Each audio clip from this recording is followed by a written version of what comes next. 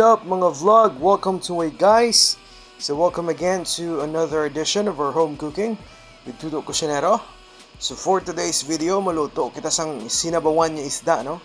Butangan ta sang mga namit-namit kag powerful nga utan pampalakas ng ating katawan. So of course, ang isda ta subong is bangros na naman.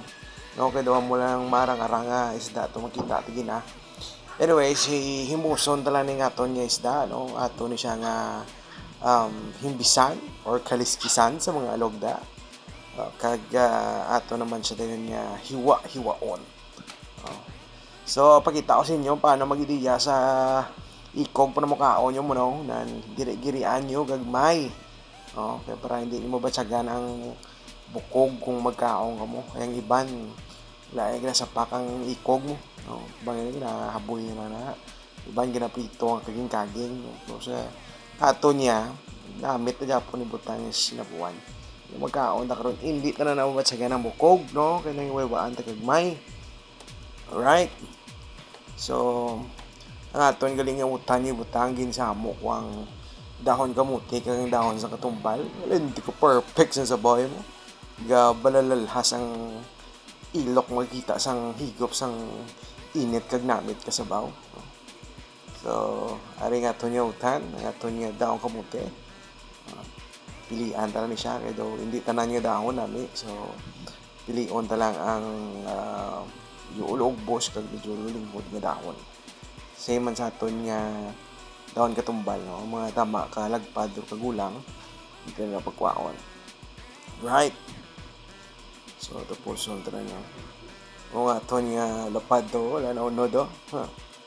Buta lang dira lang kay pagka wala partay. Baligya naman na sa manog scrap to. Nga mo, tadi batilya. Yon, kag pagkatapos yugasan na lang nga tunutan, no? Para sigurado nga tinilo nga to niya pagkaon.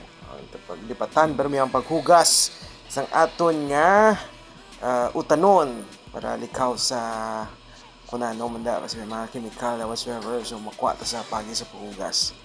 Kag butangan tagilisang Bombay, no? May tatlo na di ka Cebu Bombay. So mula lang panakot actually guys, no? Bombay, tanglad, of course ang ato niya utan kang isda. Kag gani mo gali para kung magsabaw ko isda nabutangan ko na siya sang nor shrimp. Preparado na ato niya kahoy. So first step, butang ta tubig sa lutuan kag painiton tal na siya. Pag na siya magbukal, butang ta nga ato niya batuan, no? Batuan, sibuyas, sorry tao lang po. Ang ato niya nor nga shrimp cubes, no? Takloban ta lang siya pabayaan sa magbukal para ma-extract ang iya nga sabor kag butang ta din sa asin, no? Bukalan ta for another 2 minutes and then ang tanglad para hamot-hamot ang iya nga sabaw bla, no? Pabukalan lang siya for 2 to 3 minutes. And then after sina, butang to yung ato niya utan, no? Mga powerful nga utan, ibutang ta. Mga tag sa aton sang mayong lawas, no? Kag malakas. Lakas ng katawan. Takloban dala na, kag pabukalan for 2 to 3 minutes. Pagpatamahan, kaya pa rin di malata. Butang ta naman din ang ato niya isda. Pagbutang ta sa ato niya isda, hulat lang ta for another 2 to 4 minutes or 5 minutes maximum. Lawig din na kayo. Kag amula na siya kadali. Makaigop ka na siyang healthy nga sudan, healthy nga utan, kag manamit nga sabaw. Yo may kulukahang-kahangan taong-taho mo na gaso-aso. Kag amo na ni aton nga finished product. So makakaon na kita kay may igop na kita sang sinabuan niya isda. Healthy ka tama kasi sinabuan niya isda. Okay, parado na nga itong kanon. Makaon na lang kita.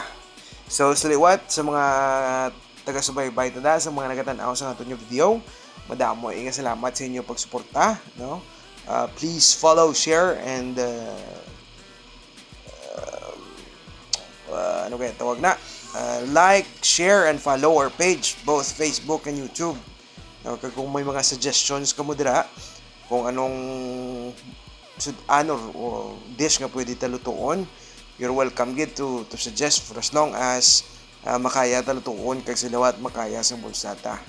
So guys, Enjoy ta nga aton niya panyaga. So sa liwat madamo igi salamat. And we'll see you on our next video. Salamat gid. Bye-bye.